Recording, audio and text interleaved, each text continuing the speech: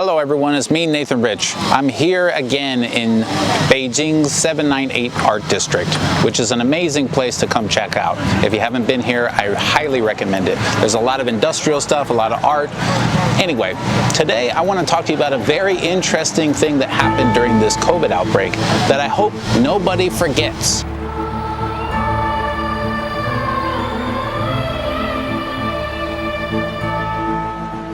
A few months ago, I remember seeing in the news that Sweden had decided they're not going to do any lockdowns or quarantines. They're just going to basically ask people nicely to keep your distance, do social distancing, stay away from each other, and everything will be fine. They even went so far as to say that doing lockdowns and quarantines, that's kind of the weird, untested thing.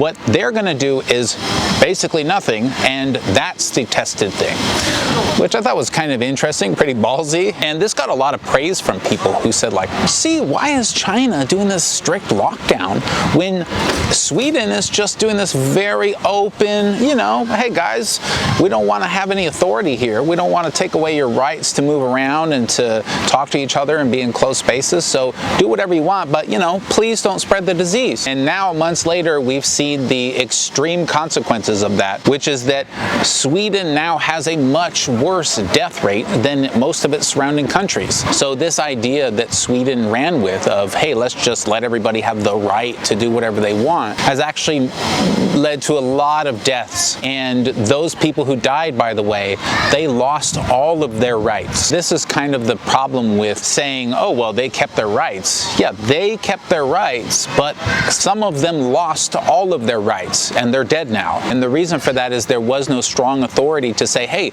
on a federal level, on a national level, these changes are happening. And yeah, you're gonna lose your rights temporarily, right? Temporarily, you will lose your rights, and we're gonna save lives. Had they done that, yes, people would have complained. They would have been bored at home playing video games instead of wandering outside or whatever, but their neighbor would still be alive right now. And so this is just a very interesting thing that happened during this outbreak. And we can see that there's some balance in between totally free where everyone's dying, like in Sweden, or totally restricted and nobody can do anything. There's somewhere in between there that might work for your country, but probably going to one extreme may not. Here in China, it's very interesting because in Beijing, I remember that everything was getting to the point of almost being relaxed again. People were taking their masks off and having them hang down, and 10% of people didn't have masks, and then it was like, oh, 12% of people that I saw didn't have masks, and places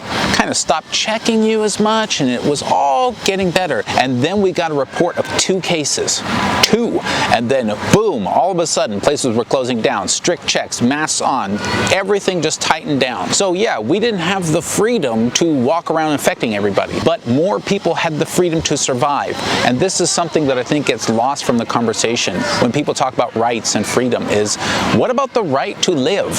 What about the right to exist in the first place? So something to think about when we're talking about individual rights and what kind of lockdown is appropriate during situations of a pandemic or diseases or riots or any kind of chaotic disturbance or threat to life itself. It is a tough situation. This case doesn't give us any true answers, but it should give pause to those people who just say, oh, we should always have rights to do anything. It's just a disingenuous argument because having the right to do anything includes living. In fact, I would argue that's probably the first and most basic right, is the right to live. Freedom of speech, for example, doesn't really mean anything if you're dead. I mean, what, your tombstone is going to make a joke or something? My heart does go out to Sweden and those people who have unfortunately passed away because the government refused to take control of the situation. And it's not too late, right? I know the individuals there are trying to do the right thing. I've heard from some of them, but the government should step up. I'm still waiting for my own government to step up. I mean, it's been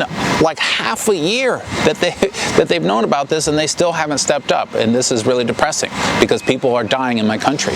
And this is one of the reasons that I keep fighting. And this is one of the reasons I keep talking about this disease, even though I know it doesn't get as many clicks. The real point is people are dying because other people are saying, well, if you do this protective thing or you take this protective measure, oh, it's reducing our rights temporarily. I mean, that's not an argument, really. Sweden is just a fascinating case to me. They were very vocal and proud about how they're going to give all their citizens the rights to do whatever they want.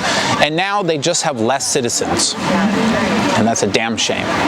In the future, I hope more countries can emulate some of what China did. They can copy whatever they think is appropriate for their situation, but definitely, I hope nobody tries to copy Sweden, because it just means death.